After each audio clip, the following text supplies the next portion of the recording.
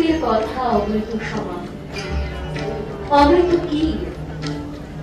যাই চলমান জীবনে শাশ্বত শান্তি ও আনন্দের সন্ধান দেয়, জীবনের সংকটময় মুহূর্তে সঠিক পথ দেখায়। মহাভারতের অসংখ্য চরিত্রের পথদিশালী এই মহাকাব্যের কেন্দ্রীয় চরিত্র ভগবান শ্রীকৃষ্ণ। স্বামী বিবেকানন্দের ভাষায় পুত্র রূপে, পিতা রূপে, নৃপতি রূপে সব অবস্থাতে শ্রীকৃষ্ণ আদর্শ চরিত্র দেখিয়েছেন। তিনি যে অপূর্ব উপদেশ প্রচার করে গেছেন, সারা জীবন নিজে তা আচরণ করে জীবকে শিক্ষা দিয়েছেন। মহাভারতের কাহিনী আজও এতটুকু পুরনো হয়নি। আমাদের ঘরে বাইরে প্রতিদিনের চেনা পরিচিত মুখগুলির মধ্যে আজও পুত্র স্নেহে অন্ধ ধৃতরাষ্ট্র, সত্যবাদী যুধিষ্ঠির, কর্তব্যপরায়ণ ভীষ্ম, তীক্ষ্ণধী দ্রৌপদী, ঈর্ষাকাতর দুর্যোধন সকলকেই খুঁজে পাই। এই বিজ্ঞান ও প্রযুক্তির যুগে জটিল জীবনযাত্রার সুখ দুঃখ, ব্যথা যন্ত্রণা, আশা নিরাশার সংকট মুহূর্তে আজও পথ দেখিয়ে চলেছে মহাভারতের অমৃতময়ী বাণী। মহাভারতের আলোয় আমাদের জীবন জিজ্ঞাসার উত্তর খুঁজতে আজকের নিবেদন অথ মহাভারত কথা।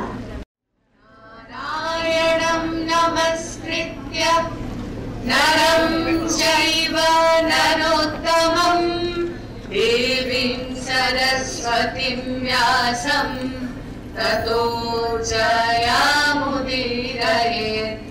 নারায়ণং নমস্কৃত্য নরং চৈব নরোত্তমং দেবীং সরস্বতীং ব্যাসং ততো জয়ামুদীরয়েৎ। ততো জয়ামুদীরয়েৎ। ততো জয়ামুদীরয়েৎ। ততো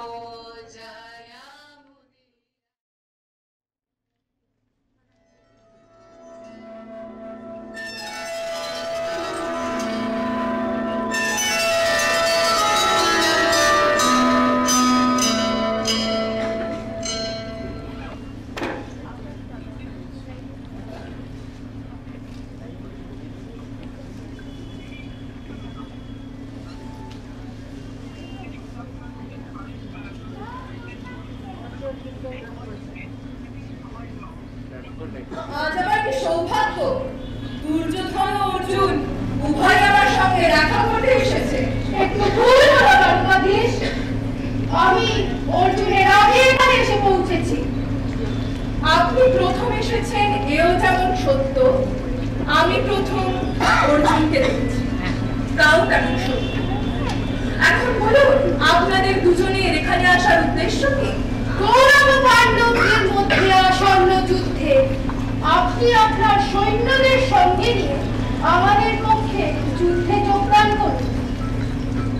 সভা রাজা যুধিষ্ঠির অন্যান্য রাজাদের কাছে দূত পাঠালে আপনার কাছে আমাকে পাঠিয়েছেন, যাতে আপনি আমাদের প্রার্থনা পূরণ করেন।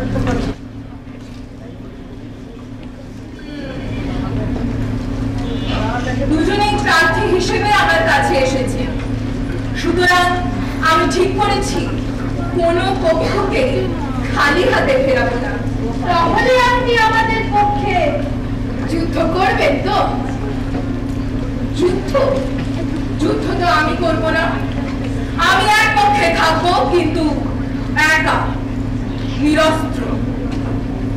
অপর পক্ষে আমার এক অক্ষহীনী সেনা আছে, যারা প্রত্যেকেই আমার মতো যোদ্ধা। সেজন্য তারা নারায়ণী সেনা নামে থাকবে। তারা থাকবে।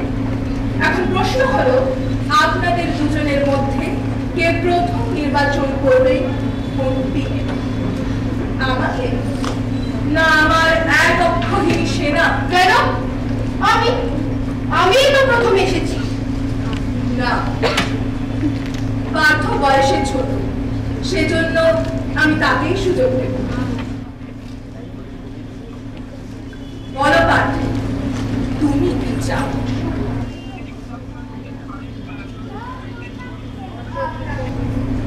সশস্ত্র হোক, নিরস্ত্র হোক, যুদ্ধ করুন বা না, আপনি আমার পাশে থাকুন, এই আমার এক এবং একমাত্র প্রার্থনা। তাহলে আপনি ওই এক অক্ষহীনী সেনা নিয়েই আপনাকে সন্তুষ্ট থাকতে হবে? এখন বলুন আপনার কি মত? আপনি নেবেন তো? নিশ্চয়। দেখুন, আপনি যদি যুদ্ধই না করেন তাহলে আপনাকে নিয়ে আমার কি লাগার? তাছাড়া বাক্য শেষ করুন দুর্যোধন। সত্যি বলতে কি, আপনার কাছে পক্ষপাত শূন্য মন্ত্রণার কোনো আশা নেই। আপনি পাণ্ডবদের সব সময় অন্য চোখে দেখেছেন।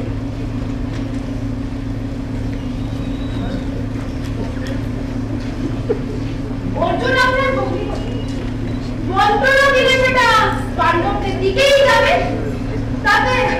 তাতে আমার প্রয়োজন নেই। তাহলে আমি আপনার মনস্কামনা পূর্ণ করতে পেরেছি। হ্যাঁ বাসুদেব, এবার আমায় বিদায় দিন। আমি দাদা বলরামের সঙ্গে একবার দেখা করে আসি। নিশ্চয়ই।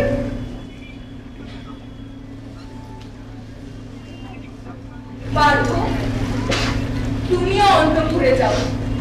মা তার প্রিয় জামাতাকে আপ্যায়ন করার জন্য ব্যস্ত হয়েছে। আসি সব। শত্রু মাতাকে সুভদ্রার কুশল সংবাদ জানিয়ে নিশ্চিত হল।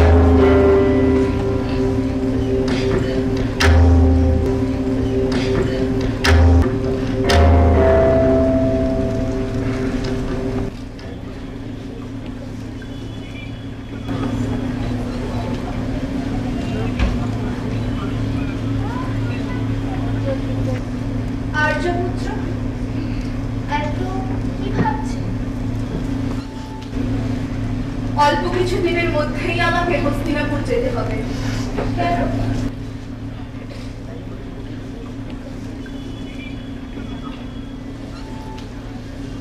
কৌরব ও পাণ্ডবদের মধ্যে এক বিরাট যুদ্ধ হতে চলেছে, সেখানে আমাকে থাকতে হবে। সে কি, আপনি থাকতেও যুদ্ধ বন্ধ করা গেল না? আপনি তো নিজেই জরাসন্ধের সঙ্গে যুদ্ধ না করে মথুরা থেকে সমস্ত রাজ্য পাট এনে রাতারাতি দ্বারকার রাজ্য স্থাপন করেছিলেন। আপনাকে বিদ্রুপ করে বলা হয়েছিল রংচর্চি। যুদ্ধ ছেড়ে পালিয়ে গেছে। এত বড় দুর্নাম সত্ত্বেও আপনি যুদ্ধের বিপক্ষে ছিলেন। তবে আজ কেনই যুদ্ধ আপনাকে দিচ্ছেন? সত্যভামা, স্থান, কাল, পরিস্থিতি বিবেচনা করে তবেই জীবনে সিদ্ধান্ত নিতে হবে। কংসকে আমি হত্যা করেছিলাম। কংসের বিধবা পত্নীরা ছিলেন জরাসন্ধের কন্যা। সেজন্য আমার উপর জরাসন্ধের ব্যক্তিগত ক্রোধ ছিল। সেই ব্যক্তিগত ক্রোধের বলি কেন হবে আমার প্রজারা? এখানেও তো বংশগত শত্রুতা, ভাইয়ের সঙ্গে ভাইয়ের বিরোধ। না, কখনোই না। তুমি ভেবে দেখো, এখানে পাণ্ডবদের ওপর একের পর এক অন্যায় হয়ে গেছে। বারণাবধে তাদের তুড়িয়ে মারার চেষ্টা করা হয়েছে, কপট পাশা খেলায় হারিয়ে তাদের বনবাসে পাঠানো হয়েছে। সেখানে তোমার সঙ্গে দ্রৌপদীরও সাক্ষাৎ হয়েছে। তুমি জানো মহিষী হয়েও তিনি কি প্রচন্ড অপমান সহ্য করেছেন। এখন অজ্ঞাতবাস শেষে তারা মাত্র 5টি গ্রাম চেয়েছেন, তাও দুর্যোধন তাদের দিতে রাজি নয়। অন্যায়কে কখনো ন্যায়ের ওপর জিততে দিতে নেই, তাহলে অন্যায়কেই সমর্থন করা হয়। কিন্তু একটা যুদ্ধের অর্থ রক্তক্ষয়, হাজার হাজার সাধারণ মানুষের মৃত্যু, পুত্রহারা নারীর কান্না ভাবলে বড় কষ্ট হয়। তার চেয়ে যদি যুদ্ধ না হতো। সেখানে নিয়ে কথা বলছো বটে, কিন্তু আমার পিসিমা পাণ্ডবদের মা কুন্তি দেবী যুধিষ্ঠিরকে যুদ্ধ করতে বলেছে। আমাকে বারবার বলেছেন আমি যেন যুধিষ্ঠিরকে বলি, তুমি রাজা, ভিক্ষা করে জীবন কাটানো তোমার পক্ষে নিষিদ্ধ, রাজ ধর্ম অনুসারে যুদ্ধ করো। আর দ্রৌপদীর অপমানের প্রতিশোধ যেন নেওয়া হয়, না হলে আমি কোনোদিনও শান্তি পাবো না।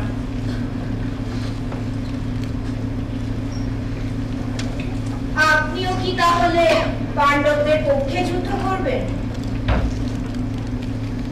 আমি হব সখা অর্জুনের রথের সারথি। তাহলে আমার দেওয়া সত্যের সারথি না স্বার্থ, কি বলে? এর উত্তর দেবে ভবিষ্যৎ, সময়।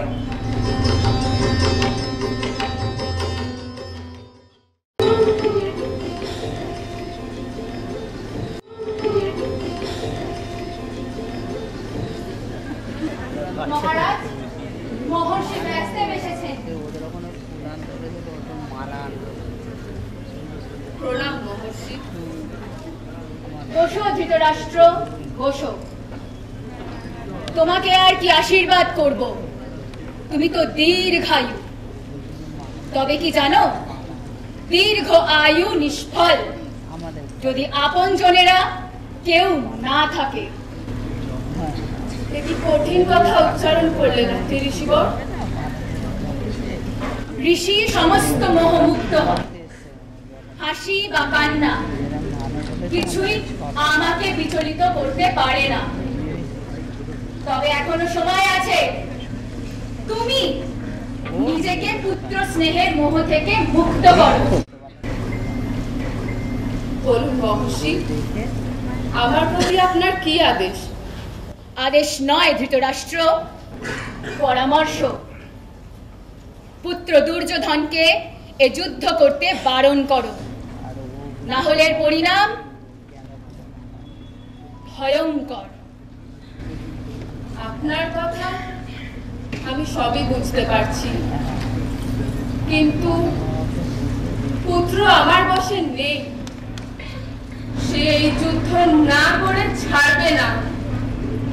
বলতে পারেন আমি ওর হাতে পুতুল। বেশ, তবে এই তোমার ভবিতব্য। পুত্র শোকের হাত থেকে তোমার নিস্তার নেই। আমি তোমাকে দিব্য দৃষ্টি দিচ্ছি। না, না, ওই অভিশাপ আমাকে দেবেন না। যে পুত্রের মুখদর্শনের আনন্দ আমি কোনোদিন পাইনি, আজ তার সন্দেহ দেখবো কেমন।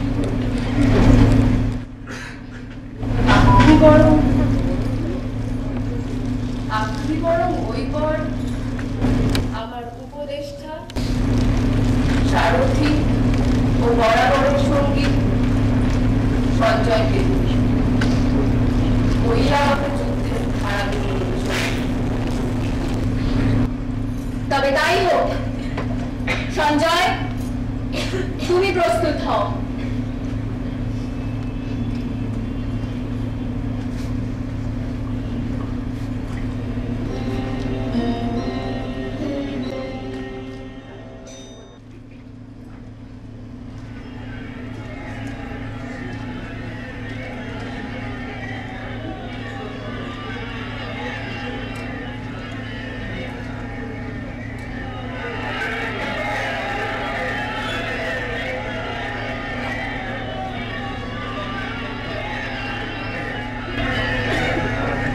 সঞ্জয়, তুমি কি দেখতে পাচ্ছ পূর্ণভূমি কুরুক্ষেত্রে পাণ্ডব ও আমার পুত্রেরা যুদ্ধের জন্য পরস্পর মুখোমুখি হয়েছে? কোন পক্ষে বেশি শক্তিশালী, কোন পক্ষে কে আছে, তুমি আমাকে সব বলো। শুনুন মহারাজ, পাণ্ডব শিবিরে ভীম ও অর্জুন ছাড়াও রয়েছেন সাত্যকী, মহারাজা দ্রুপদ, ধৃষ্টকেতু, অভিমন্যু ও আরো অনেক মহারথী। আর আমাদের পক্ষে রয়েছেন পিতামহ ভীষ্ম, দ্রোণাচার্য, কর্ণ, অশ্বত্থামা, শল্য ও আরো অনেক বীর ও যুদ্ধ বিশারদ। আর আমাদের পক্ষে সেনাপতিকে, তার ওপরই তো নির্ভর করবে এই যুদ্ধের জয় পরাজয়। পিতামহ ভীষ্ম, আপনি তো জানেন তিনি ইচ্ছা মৃত্যুর বর লাভ করেছেন, কেউ তাকে পরাজিত করতে পারবে না। পাণ্ডবদের সেনাপতি রাজা দ্রুপদের পুত্র ধৃষ্টদ্যুম্ন, তাই ভীষ্মের পক্ষে পাণ্ডব সেনাদের জয় করা খুবই সহজ।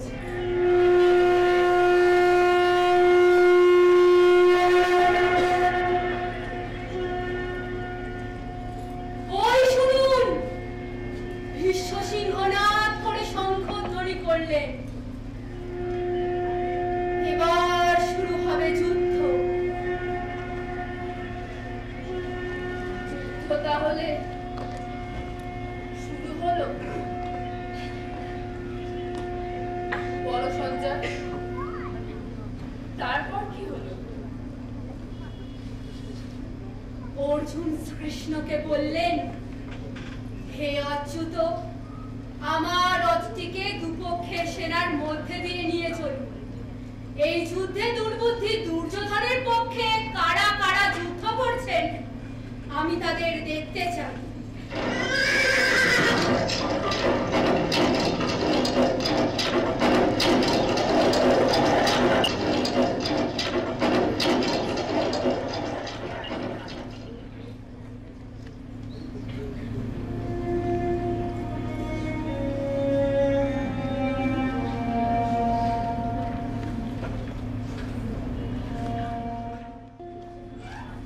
সখা, দেখো যুদ্ধে যারা যোগ দিয়েছেন তারা সকলেই আমার স্বজন, জ্ঞাতি, আত্মীয়, কুটুম্ব, বন্ধু। এদের দেখে আমার মন বিষণ্ণ হয়ে যাচ্ছে, শরীর কাঁপছে, হাত থেকে বোধহয় গান্ডীব ধনু এবার বসে পড়বে। যাদের জন্য এই রাজ্য ভোগ সুখ চাইছি তারাই আজ এই যুদ্ধে উপস্থিত। এই কুটুম্বদের হত্যা করে আমরা কি করে সুখী হব? আজ এই যুদ্ধে যদি সব বীরই মারা যান তবে যুধিষ্ঠির কাদের নিয়ে রাজত্ব করবেন? কয়েকজন বৃদ্ধ, শিশু এবং বিধবা নারী। ওই দেখুন পিতামহ ভীষ্ম, তিনি আমাদের পিতার মতন লালন পালন করেছেন।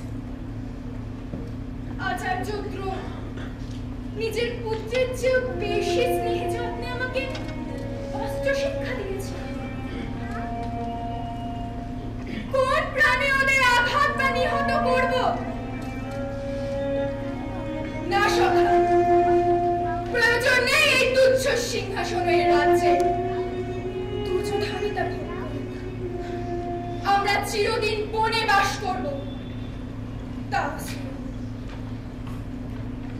মোহগ্রস্তের মতো কথা বলো না অর্জুন, এখন শোক করার সময় নয়।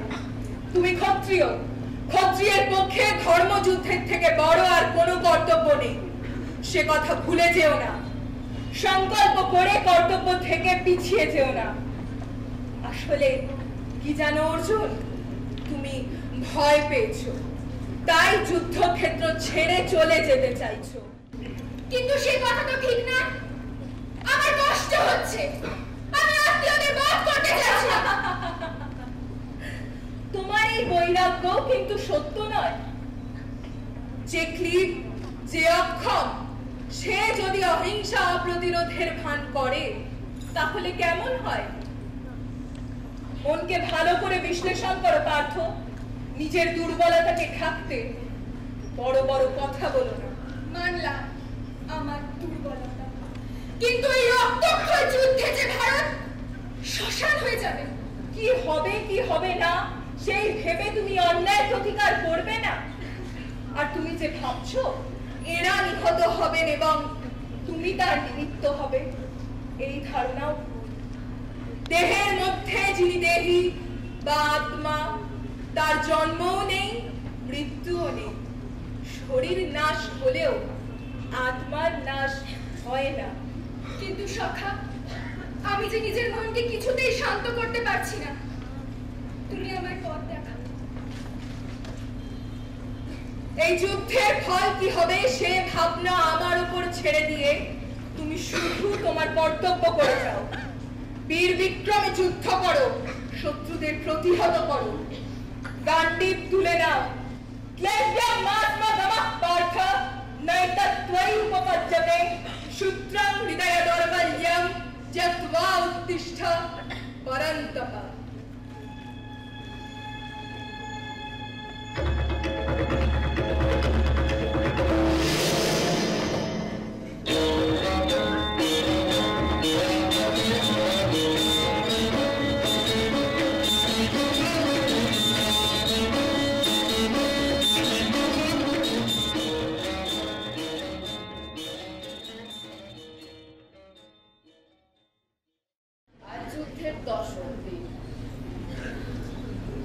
মহামতি ভীষ্ম প্রত্যেক দিন পাণ্ডবদের 10,000 করে সৈন্য বিনাশ করেছেন।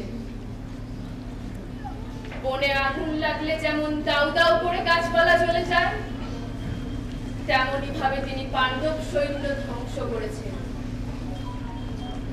কৌরবদের কাছে এর চেয়ে ভালো খবর আর কি হতে পারে?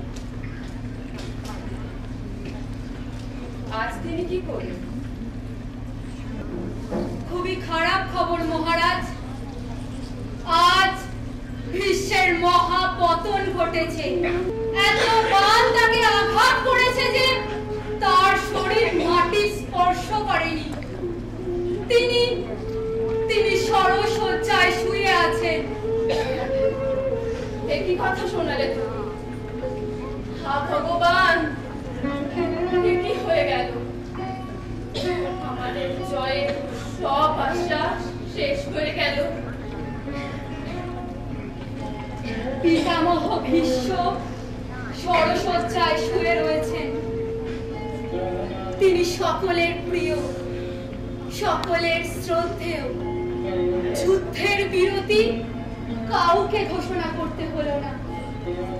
ভীষ্মের পতনের সঙ্গে সঙ্গে সকলেই অস্ত্র ত্যাগ করেছে। আমি দেখতে পাচ্ছি সরশয্যায় শায়িত সেই মহাবীরকে ঘিরে দাঁড়িয়ে রয়েছে দুপক্ষের হাজার হাজার যোদ্ধা।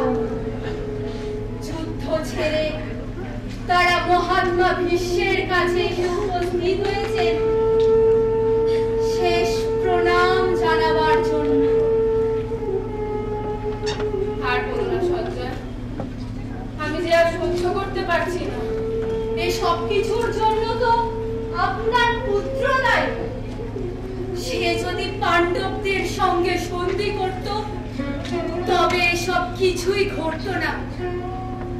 মহারাজ, এই অবস্থাতেও যন্ত্রণায় কাতর ভীষ্ম আপনার পুত্রকে বলেছেন, অর্জুনকে তুমি জয় করতে পারবে না। সন্ধি করো। আমার মৃত্যুতেই এই সর্বনাশা যুদ্ধ শেষ হোক, প্রজাদের শান্তি হোক। আমার কথা না শুনলে তোমাদের অবস্থাও আমার মতো হবে। রাজি হলো দুর্যোধন? পিতামহের শেষ নির্দেশ নিশ্চয়ই অমান্য করবে না? কি করে ভাবলেন সে রাজি হবে? আপনি তাকে চেনেন না? সে কোনো উত্তর করেনি। তার নীরবতাই বুঝিয়ে দিল সে কি চায়। মহারাজ, মুমূর্ষু লোকের ওষুধে রুচি হয় না। ভীষ্মের আবেদন প্রার্থনা সব বিফলে গেল।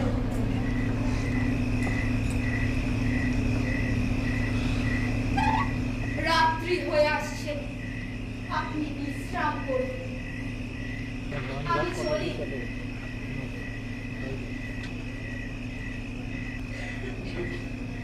হায় রে অসহায় পিতা, কি অসম্ভব দুর্বলতা পুত্রের প্রতি। পিতা হয়ে পুত্রকে কখনো শাসন করেননি।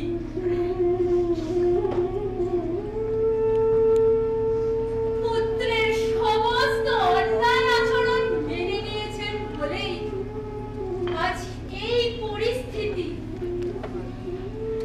পুত্রের প্রতি তার এই দুর্বলতাকে কি স্নেহ বলা যায়? এ তো পুত্রেরই ক্ষতি, চরম সর্বনাশ।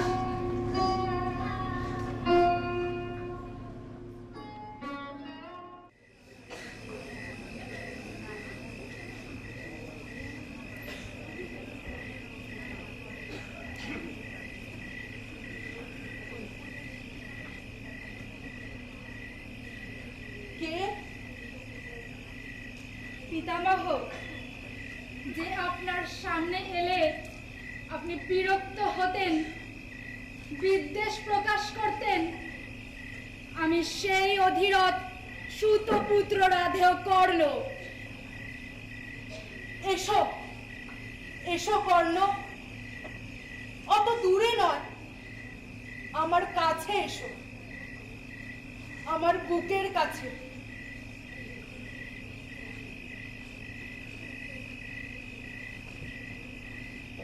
কর্ণ,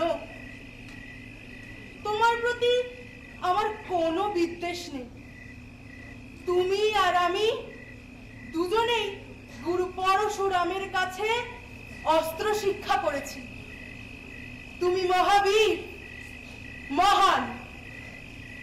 তুমি একাই বাহুবলে রাজ্য জয় করে স্বাধীনভাবে রাজা হয়ে সকলের সম্ভ্রমের পাত্র হয়ে থাকতে পারতে, কিন্তু তা না করে যখন দেখতাম পাপিষ্ঠ দুর্যোধনের দেওয়া অঙ্গরাজ্যের রাজা ও দুর্যোধনের চাটুকার হয়ে রয়ে গেলে, তখন আমার তোমার উপরে রাগ হতো, প্রচন্ড রাগ হতো।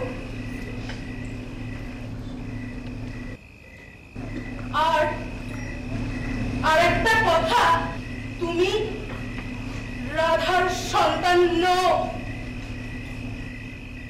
তুমি কুন্তির সন্তান। তুমি কি একথা জানো? হ্যাঁ, প্রথমে বাসুদেব, পরে পাণ্ডব জননী কুন্তি স্বয়ং সে কথা জানিয়েছে। তাহলে তাহলে কেন তুমি তোমার প্রাপ্য স্থান অধিকার করছো না? কেন পাণ্ডব পক্ষে যোগ দিচ্ছ না? এখনো অনায়াসে জ্যেষ্ঠ পাণ্ডব হিসাবে ও পক্ষে চলে যেতে পারো। আপনি কেন পারেননি পিতামহ? আপনার কিসের ঋণ ছিল দুর্যোধনের প্রতি? যে সামান্য বেতন গ্রহণ করেছেন তাও দেওয়া হয়েছে কুরু বংশের রাজস্ব থেকে। যে সিংহাসন বাঁচানোর জন্য আপনি কৌরবদের হয়ে যুদ্ধ করলেন, সে সিংহাসন, সে রাজস্ব ধর্ম তো যুধিষ্ঠিরের প্রাপ্য। তবু আপনি যেদিন আদৌ আছে কিনা সে বিষয়ে সন্দেহ আছে, তার জন্য অধর্মের পক্ষে যুদ্ধ করে প্রাণ আহুতি দিলেন। হ্যাঁ হ্যাঁ কর্ণ, তুমি কোনো অযৌক্তিক কথা বলছো না। আমি ভুল করলেও তুমি তার পুনরাবৃত্তি করো না। তুমি দুরাচারী দুর্যোধনের পক্ষ ছেড়ে পাণ্ডব পক্ষে যোগ দাও, এই আমার অনুরোধ।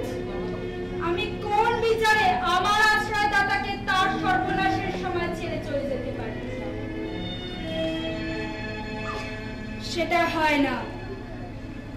একদিন দুর্যোধন আমার মতো অখ্যাত নিজ বংশের তরুণকে বন্ধু বলে গ্রহণ করেছিল। সে যতই অহংকারী, লোভী, পাপী হোক, আমি কোনোভাবেই তাকে ছেড়ে যেতে পারি না। আমি ধর্মশাস্ত্র পড়িনি, কিন্তু আমার হৃদয়ের শাস্ত্র এই কথাই বলে। আপনি আমায় আশীর্বাদ করুন, আমি যেন পীরের ধর্ম থেকে কখনো ভ্রষ্ট না হই। কোনো অবস্থাতে এই উপকারী বন্ধুকে ত্যাগ করার দুর্মতি যেন আমার না হয়। ধন্য ধন্য তুমি কর্ণ। আমার আর কিছু বলার নেই। আমি তোমাকে আশীর্বাদ করছি, তুমি ধর্মযুদ্ধ করে স্বর্গে যাও। দুর্যোধনের পাপ তোমায় স্পর্শ করবে না। তুমি জীবনেও যেমন মহান, মৃত্যুতেও তেমনি মহান থাকবে।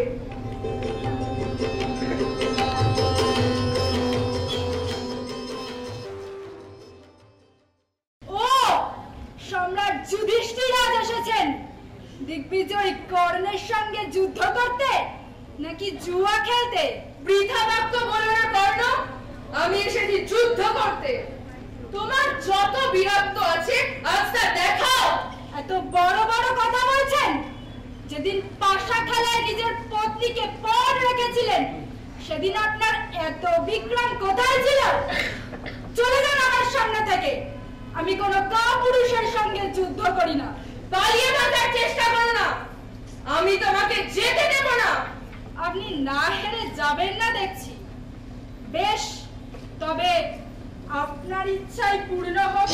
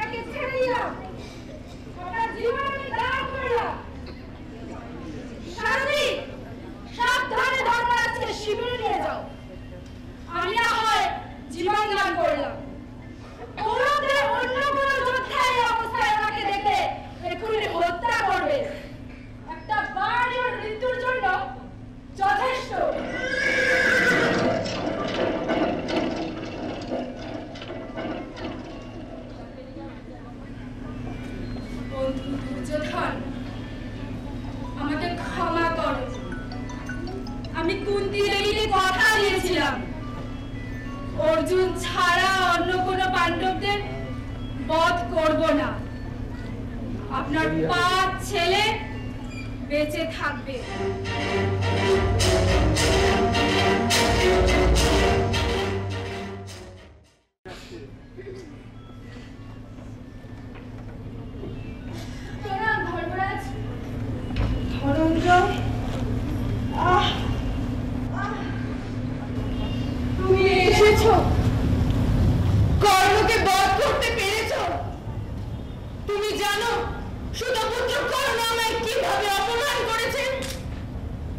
এর যে যদি আমায় মেরে ফেলতো তবে ভালো হতো।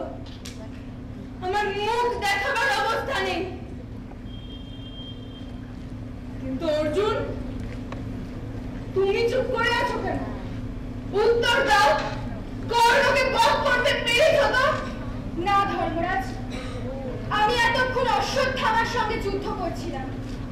যখন শুনলাম আপনি সাংঘাতিক আহত অবস্থায় শিবিরে ফিরে এসেছেন, তখন রং ঘুরিয়ে আপনাকে দেখতে এলাম। আমাকে দেখতে এসেছো? আমাকে সান্ত্বনা দিতে এসেছো? কোথায় তোমার বড় দাদার অপমানের প্রতিশোধ নেবে তা নয়, তুমি যুদ্ধক্ষেত্র ছেড়ে শিবিরে চলে এলে। আসলে চিন্তা হচ্ছিল, তাই অশ্বত্থামাকে পরাস্ত করে শিবিরে ফিরে এলাম। এখন আমাকে দেখার সময় নয়, এখন যুদ্ধ করার সময়। তুমি যুদ্ধক্ষেত্রে ভীমকে একা রেখে চলে এলে। আসলে তুমি কর্ণকে ভয় পেয়েছো। তুমি নাকি ইন্দ্রের সমান বীর, তুমি নাকি মুহূর্তের মধ্যে কর্ণকে ধরে লুটিয়ে দিতে পারো। সেসব শুধু তোমার মুখের কথা। আজ যদি অভিমন্যু থাকতো, আমাকে মুখ লুকিয়ে চলে আসতে হতো না। তোমার উপর ভরসা করাই আমার ভুল হয়েছে। অর্জুন, রথে উঠে এসো, যুদ্ধক্ষেত্রে ফিরে চলো। ভুলে যেও না, কর্ণবধ এখনো বাকি। কিন্তু দাদা এসব কি বলছে? দাদা, আপনি একবার আমার কথা শুনুন। তুমি আমার কথা শোনো। শ্রেষ্ঠ ধনুক গান্ডীব তোমার হাতে মানায় না। তুমি ওটা অন্য কোন রাজাকে দিয়ে। ধিক্কার তোমাকে, ধিক্কার তোমার গান্ডীবকে। আপনি আমার গান্ডীবের অপমান করলেন। আজ আর আপনার রক্ষা নেই। প্রতিজ্ঞা করেছিলাম যে আমার গান্ডীবের অপমান করবেন। আমি তার তরবারি তুলছো কার দিকে? এখানে তো তোমার কোনো শত্রুকে দেখতে পাচ্ছি না। ধর্মরাজ আমার গান্ডীবের অপমান করেছে, তাই নিজের প্রতিজ্ঞা রক্ষার্থে আমি তাকে বধ করব। তোমাকে, তুমি মূর্খের মতো কাজ করছো। কোনটা ঠিক কোনটা ভুল তুমি বোঝো? প্রতিজ্ঞা পালনের জন্য কি ভয়ঙ্কর পাপ তুমি করতে যাচ্ছ? শান্ত হও, আমার কথা শোনো। কিন্তু আমার প্রতিজ্ঞা, আমি তোমাকে কৌশিক মুনির জীবনের ঘটনা শোনাচ্ছি। নমঃ শিবায়, শম্ভবে নমঃ। নমস্তে অস্তু ভগবন বিশ্বেশ্বরায় মহাদেবায়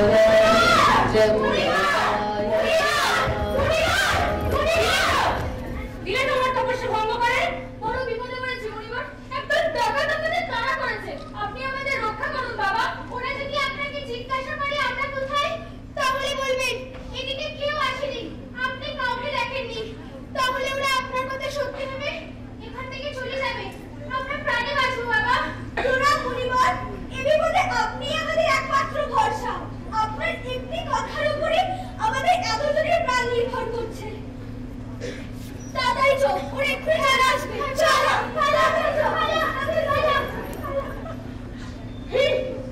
আমি সবসময় সত্যি কথা বলি, আর আমি বলবো মিথ্যে কথা? এই একটা মিথ্যের জন্য আমার এত বছরের তপস্যা বিফলে যাবার কি?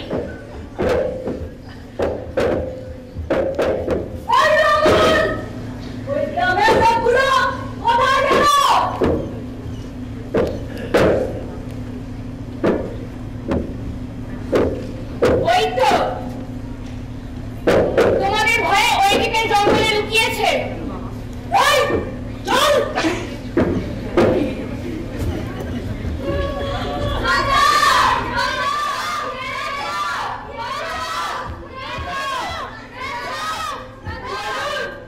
এবার নরকে গিয়ে ধ্যান করবে। এ কি? আমি যমদূত। তুমি আমায় নিতে এসেছো কেন? আমি সবসময় সত্যি কথা বলেছি।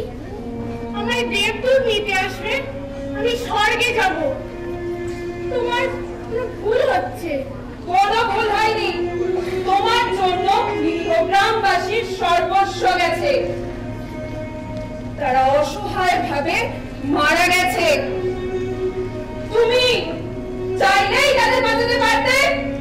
এখন ভোগ করো তোমার কর্মের ফল। মূর্খ ব্রাহ্মণ কোথাকার।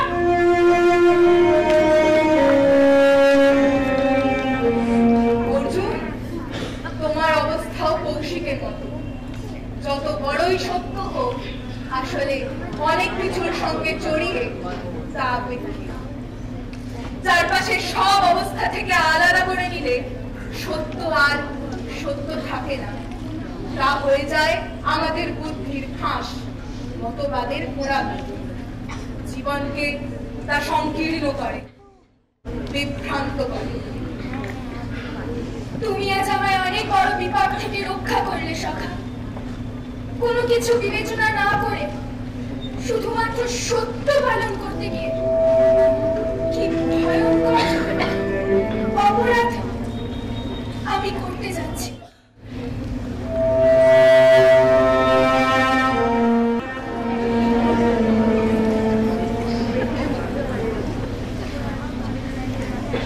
আজ বড় অপ্রিয় সংবাদ আপনাকে শোনাবো মহারাজ। যুদ্ধ শেষ হয়েছে, পাণ্ডবদেরই জয় হলো।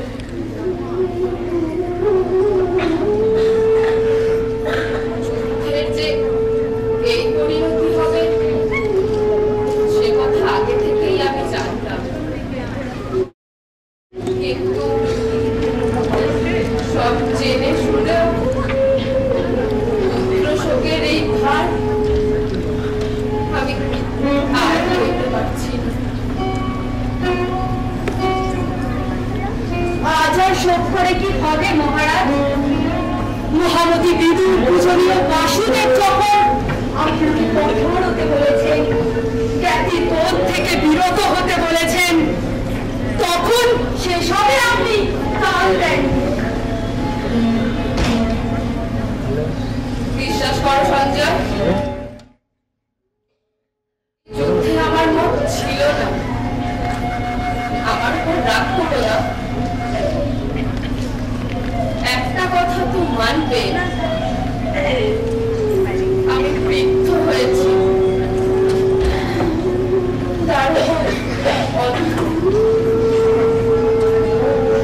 আমার বড় অসহায় অবস্থা। তাই আমি বাধ্য হয়েছি দুর্যোধনের কাছে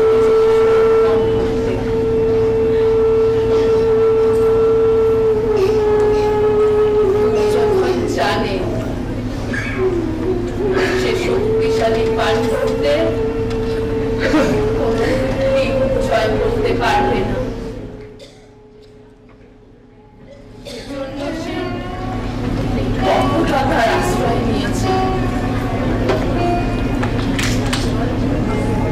আজ আমি মন খুলে কয়েকটা কথা তোমাকে বলতে চাই।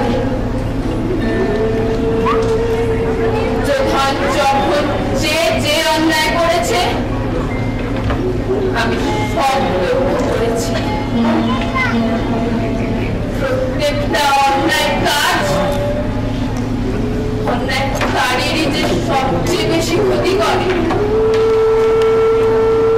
সেজন্য যখন যে শেষ হয়ে যাবে সে কথা বুঝতে পেরেছি।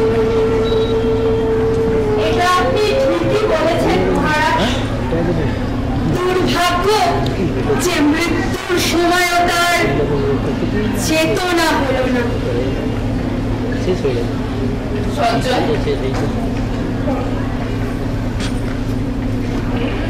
কেন এই কথা বলছো? মৃত্যুর আগের মুহূর্তে সে শ্রীকৃষ্ণকে বলেছে,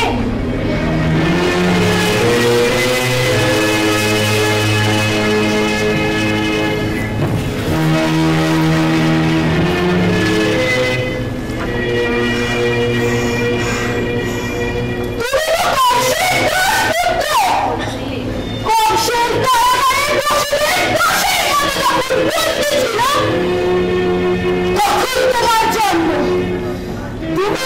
অর্জুনের মাধ্যমে যুদ্ধের সংকেত পাঠাচ্ছিল। তোমার চক্রান্তে আমার উরুভঙ্গ হলো। এই যুদ্ধে তুমি সবই অন্যায় করেছ। অন্যায়? তোমার কিনা অন্যায়ের ধারণা আছে দুর্যোধন? তোমার নিজের কর্মফলেই আজ তুমি সব অংশে নিহত হয়েছ। একে একে মনে করো তোমার অপরাধ।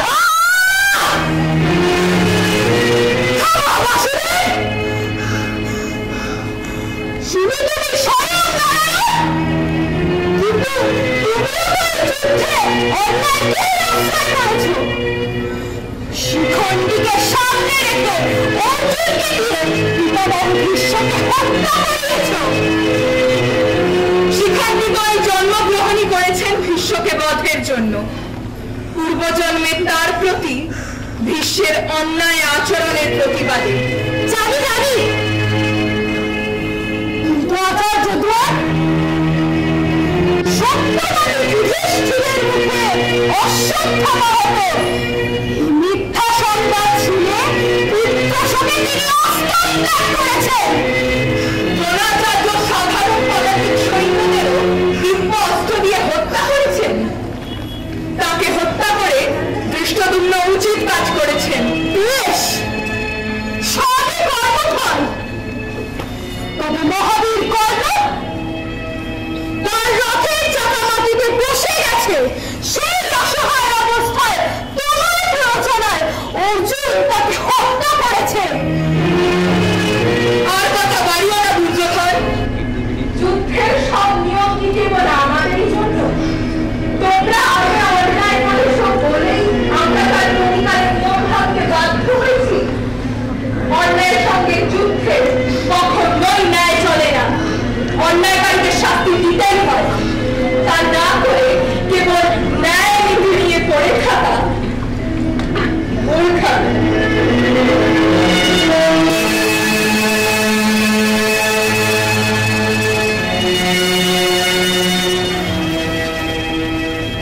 সঞ্জয়,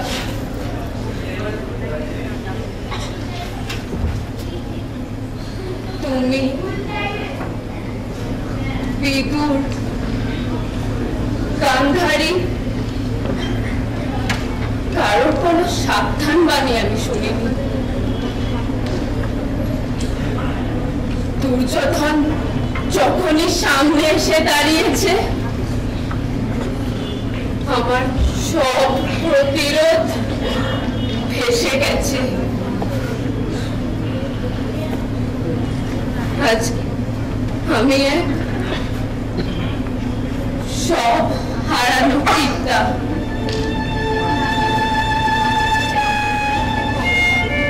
হা পুত্র, হা দুর্যোধন,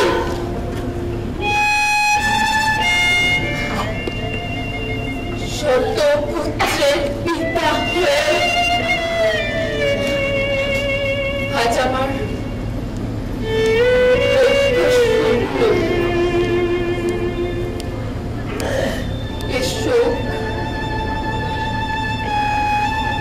আমি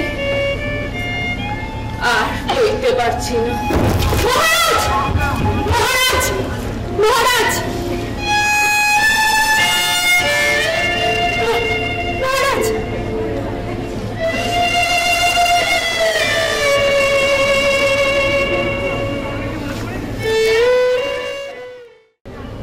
অর্জুন, তোমরা আমাকে ছেড়ে দাও। আমি রাজা হওয়ার যোগ্য নই। এত কষ্ট, এত স্বজন বিয়োগের শোক আমি আর সহ্য করতে পারছি না। রাজ্যের লোভে মিথ্যা কথা বলেছি, গুরু হত্যা করেছি, আত্মীয় স্বজনদের হত্যা করেছি। অভিমন্যু বিশ্বসেনের মতো কত ছোট ছোট বালক যুদ্ধে মারা গেছে। তাদের রক্তমাখা রাজ্য আমি কিছুতেই নিতে পারবো না। সখা, দাদার শোকে তো এবার আমাদের সংশয় হচ্ছে। তবে কি যুদ্ধ করা ঠিক হলো না? তুমি দাদার শোক দূর করো। সবাই দাদার মুখের দিকে তাকিয়ে আছে। এখন একমাত্র তুমি পারো আমাদের এই অবস্থা থেকে উদ্ধার করতে।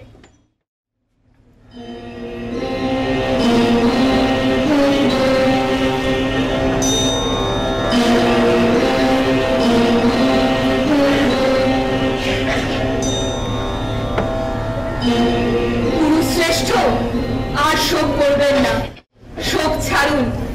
রাজ্য লাভ করেছেন, রাজ উঠানিতে চলুন।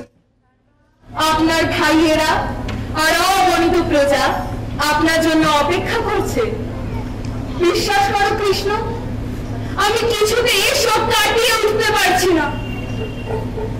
কি করব তুমি বলো?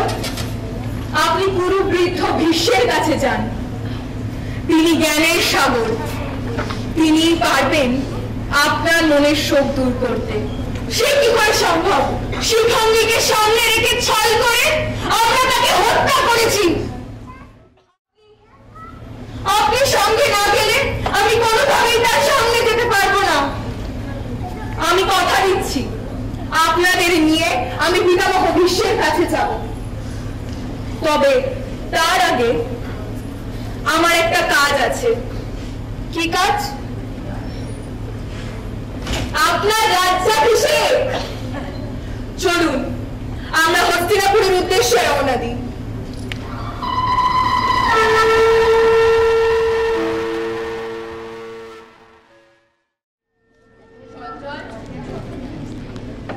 পাণ্ডবদের যথাযোগ্য সমাদর করে মহর্ষি ধর্মকে খবর দাও, যুধিষ্ঠিরের রাজ্যাভিষেক অনুষ্ঠান শুরু করতে বলো। যথাজ্ঞা।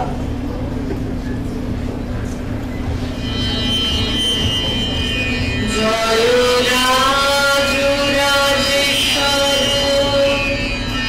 জয় অরূপ সুন্দর, জয় রাজ রাজেশ্বর, জয় অরূপ সুন্দর, জয় প্রেম সাগর,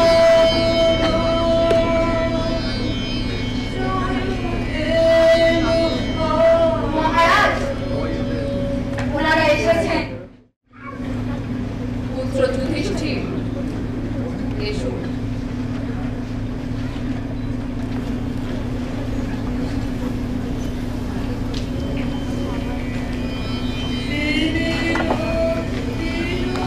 হস্তিনাপুরের এই ঐতিহ্যময় সিংহাসন আজ থেকে তোমার।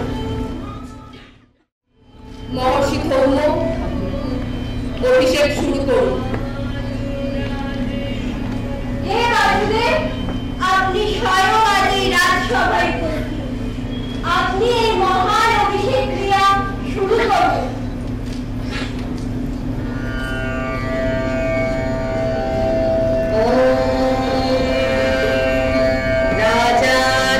राजाधिराजाय दशक्य साहिने नमो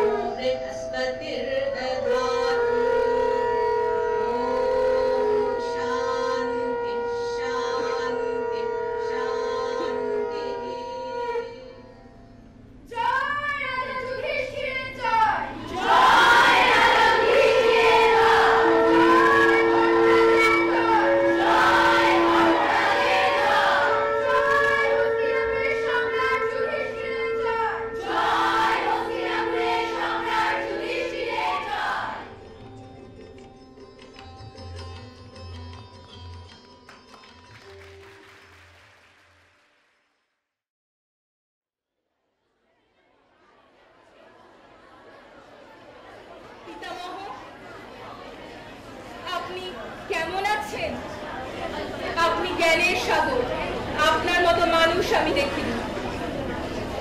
যুধিষ্ঠির ও দ্রৌপদী এসেছেন, তারা আপনার সাক্ষাৎ প্রার্থী। আপনি যুধিষ্ঠিরের মনের শোক দূর করুন। আপনি যেখানে আছেন সেখানেই শান্তি বিরাজ করে। আমি সরাঘাতে কাতর, মন আকুল। এই অবস্থায় আমি কি উপদেশ দেব কৃষ্ণ? আপনি থাকতে এই কাজের দায়িত্ব আমাকে কেন দিচ্ছেন? আর কয়েকদিন পরেই উত্তরায়ণে আপনার শরীর পাত হবে।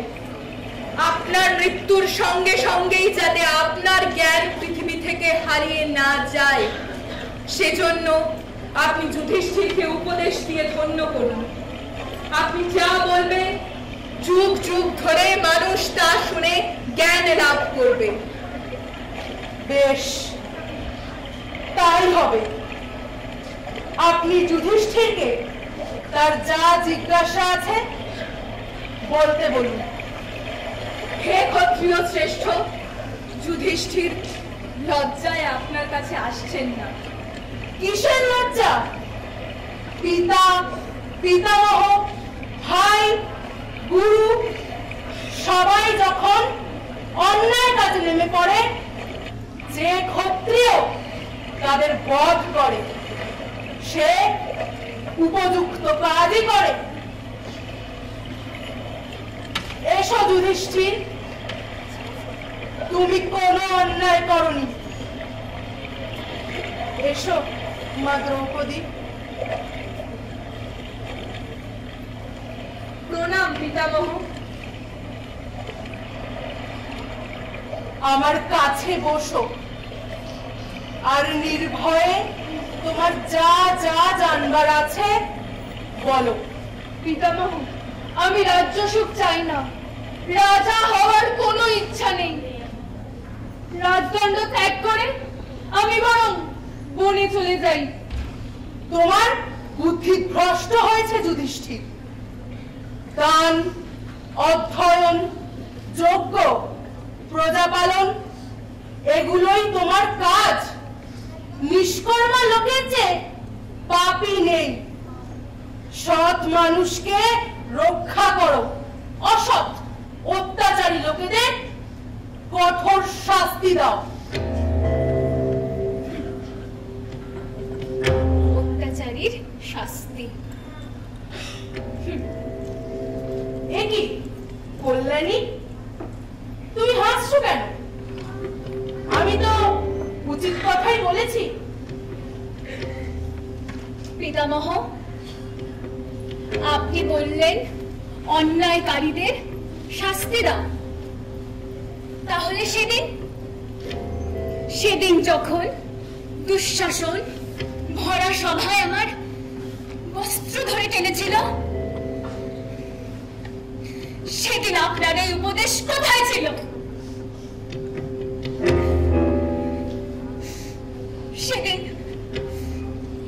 সেদিন কেন চুপ ছিলেন পিতামহ?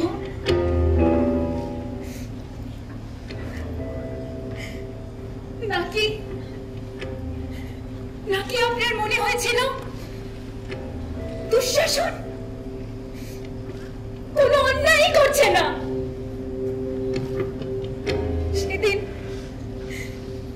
সেদিন কেন চুপ ছিলেন পিতামহ? কেন চুপ ছিলেন? উত্তর দিন পিতামহ, উত্তর দিন, উত্তর দিন, উত্তর দিন, উত্তর দিন। শান্ত হও দ্রৌপদী। আমি জানি দুঃশাসন অন্যায় করেছে, কিন্তু সেদিন আমি ছিলাম দুর্যোধনের অন্নদাস। তার অন্ন খেয়ে, তার কাজ স্বীকার করে, তার সঙ্গ করে, তার দেওয়া সব সুযোগ সুবিধা গ্রহণ করে আমার বুদ্ধি নষ্ট হয়েছিল। সেজন্য দুঃশাসনের হাত থেকে তোমাকে রক্ষা করবার সাহস পাইনি। তাহলে আজ যে এত উপদেশ দিয়ে চলেছেন পিতামহ, তা দেওয়ার যোগ্যতা আপনার এসেছে কি? হ্যাঁ, তা এসেছে। কৃষ্ণ সব জানেন, না হলে তিনি যুধিষ্ঠিরকে নিয়ে আসতেন না। আপনি নিজ মুখে সব বলুন পিতামহ, দ্রৌপদীকে আশ্বস্ত করুন পিতামহ। আমি বীর বিক্রমে 10 দিন যুদ্ধ করেছি। এখন অর্জুনের দেওয়া সরসজ্জায় শুয়ে আছি। ভালো করে চেয়ে দেখো দ্রৌপদী, প্রতিটি তীর আমাকে ভেদ করে মাটিতে ঢুকেছে।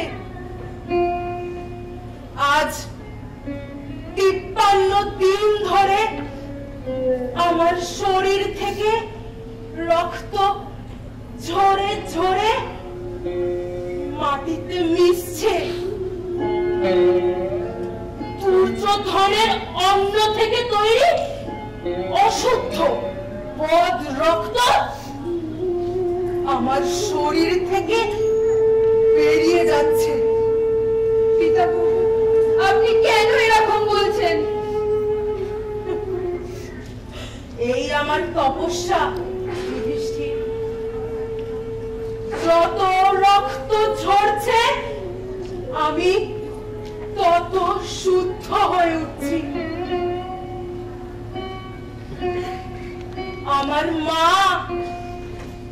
পতিত পাবনী মা গঙ্গা,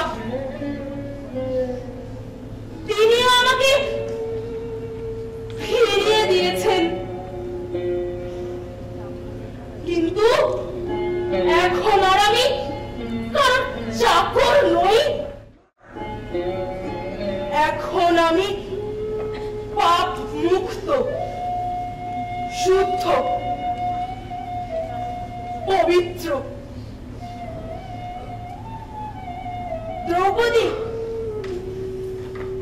তুমি কি এখনো হাসবে আমার মুখে নীতি কথা শুনে? আমি বড় হয়েও তোমার কাছে সেদিনের আচরণের জন্য ক্ষমা ভিক্ষা করছি।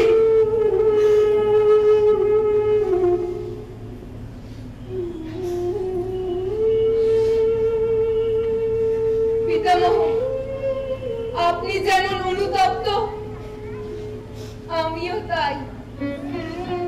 এত উপদেশ শোনার পরও আমি শান্তি পাচ্ছি না। আমার বারবারই নিজেকে অপরাধী বলে মনে হচ্ছে। না,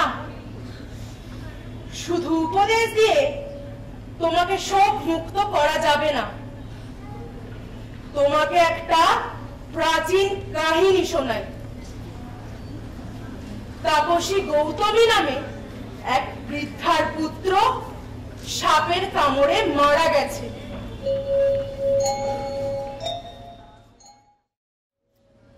দেখ,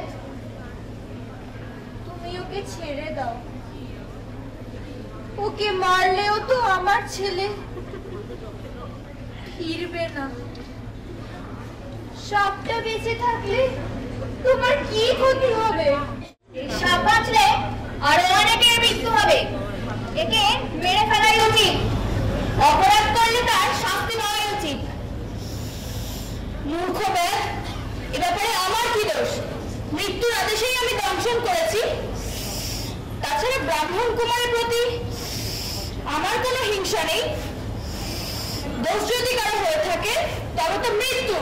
সাত, তুমি আমাকে দোষারোপ করছো কেন? কাল আমাকে পাঠিয়েছে, আমি তোমাকে পাঠিয়েছি, আমিও কালের অধীন। দেখো, আমি বা মৃত্যুর বাসা, কেউই ওর মৃত্যুর জন্য দায়ী। এই বালক যে কর্ম করেছিল সেই কর্মই ওর বিনাশের কারণ। কর্মের ফলেই মানুষের সুখ দুঃখ।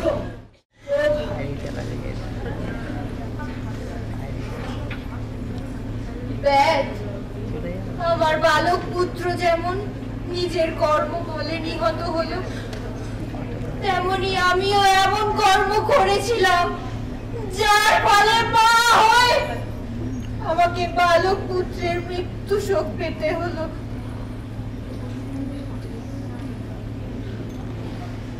সাপটিকে তুমি ছেড়ে দাও।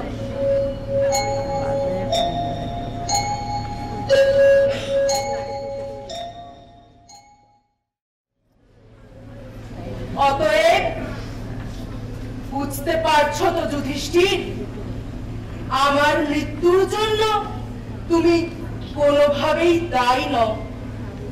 পিতামহ, আপনার উপদেশ থেকে এই কথাই স্পষ্ট, মানুষের কাজের ওপরই সবকিছু নির্ভর করছে।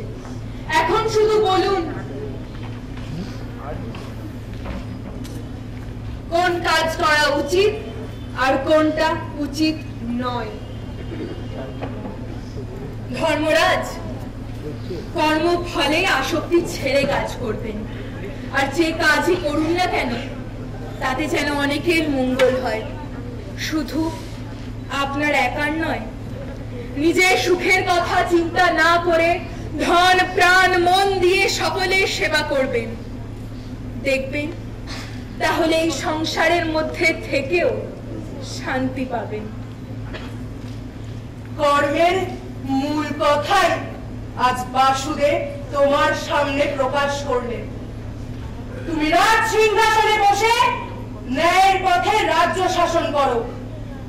যথাজ্ঞা পিতামহ, আমি এখন অনেকটাই শান্তি অনুভব করছি।